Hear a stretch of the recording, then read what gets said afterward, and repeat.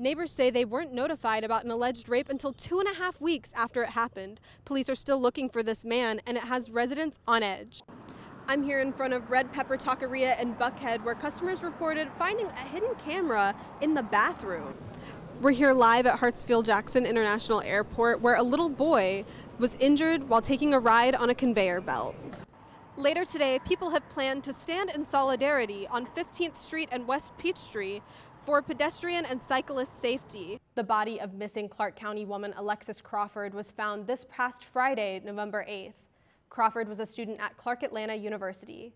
The 21-year-old was last seen on October 30th. 3 days before her disappearance, Crawford filed a sexual assault report against her roommate's boyfriend. This led police to suspects Jordan Jones, Crawford's roommate, and Barron Brantley, her roommate's boyfriend. One of the suspects led authorities to the victim's body at a park in DeKalb County. The pair was then arrested and charged with Alexis Crawford's murder.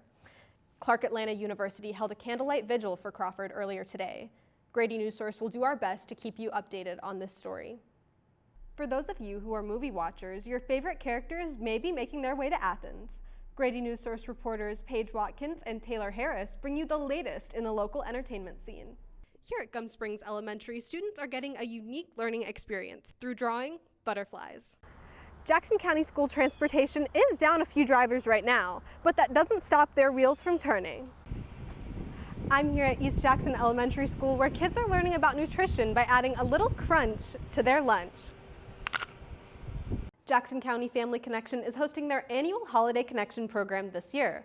The program helps people who may not be able to afford the holidays. Families with kids 14 years old and younger are encouraged to apply for help if they need it. If you're thinking of applying to this program, it's very easy. There's no appointment necessary, and if you have questions, please text 706-266-7345. The program is housed in the Board of Education office in Jackson County. Once you do this, gather a current ID, children's birth certificates, and social security numbers, a proof of residence, and a proof of income to make your appointment. The last day to receive help is this Thursday, December 5th. Your 5-day forecast for the week. Tomorrow will be a high of 90 degrees, a low of 68, and stay pretty consistent throughout the week. Your only exception is Saturday, with a high of 80 degrees and a low of 63. That'll be the coolest day we've seen this week. And I know it's important for all my dog fans out there. The Dogs will take on Tennessee this weekend on Saturday. Kickoff is at 7:30. Now, the weather in Knoxville will be a lovely 82 degrees and sunny, with only a 4% chance of rain and winds at 5 miles per hour. Here at the Jackson County Board of Education, teachers have gathered to learn about how they can add coding to their curriculum. This little device is called Raspberry Pi, and teachers all across Jackson County schools are using it to teach their students more than just computer coding. Raspberry Pis are low-cost credit card-sized devices that plug into a computer or television. They allow users to create anything from word processors to working robots. Media specialist Lisa Wilbanks from South Jackson Elementary School is leading the effort to implement Raspberry Pi and says introducing this device can help students gain applicable skills to use later on in life. So our kids, definitely in this day and age, there's so many careers where kids are going to need that coding, that skill, but also not only just the coding, but the critical thinking and the procedural thinking and that sort of thing, and them collaborating and working together. Wilbanks says last summer she went to a conference to learn Raspberry Pi herself in the hopes that she could teach others in Jackson County. At a workshop today, teachers spent time learning and doing exercises to explore the full functionality of the Pi devices and how they would use them in their own classrooms. West Jackson Middle School robotics teacher Meg Barber says these microcomputers give her students a different kind of learning experience.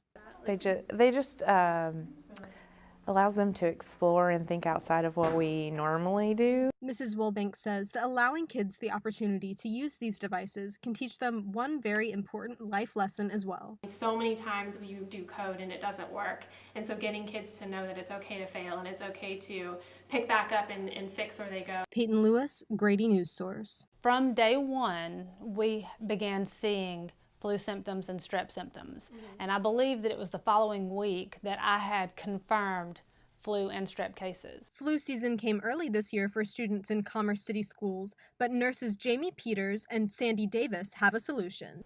Commerce City schools have found a unique way to keep their kids healthy this year with the help of these thermometers. Nurse Jamie Peters, who serves Commerce Middle and Elementary schools, is excited for the promise of these new devices. What's really cool about them is, aside from the fact that they're free for anybody who wants one, is that they are smart thermometers. So there's an app that you can download to your phone, and the thermometer actually links to the app. The app Miss Peters is referring to is called Kinza and is available to anyone with a smartphone. Once the app is downloaded, simply type in your information, then hit the plus sign in the bottom right-hand corner. After you've done that, press the button on the top of your thermometer to link it up with the app. Once the thermometer is connected, you can begin recording your temperature. The app will send the collected data to your school to report trends. Nurse Sandy Davis says she is looking forward to seeing the impact. I'm very interested in seeing the data that's collected and see how well this goes and see if we do see a decrease in the number of kids being sent to school sick or the illnesses that we see in our schools. The nurses encourage families choosing not to participate in the thermometer program to maintain good hygiene habits and avoid others who show signs of the flu. Peyton Lewis, Grady News Source.